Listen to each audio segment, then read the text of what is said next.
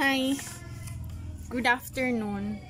Gusto ko lang share sa inyo kasi may good news ako sa inyo na first time talagang gumalaw si kuya na hindi ko sinabihan. Tignan niyo. Share ko lang sa inyo. Natutuwa kasi ako ngayon.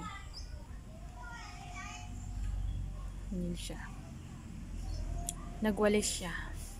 First time talaga, hindi ko siya inutusan, hindi ako laging nangungulit sa kanya. Tignan nyo kung ano yun. Kumuha talaga siya ng walis at saka dustpan. Yan. Hindi ko yan buutusan, hayaan ko lang yan. Ano to? Abi ko mawalis ka. Ganun lang pala yun. Bye bye. Share ko lang. Bitin. Bye bye.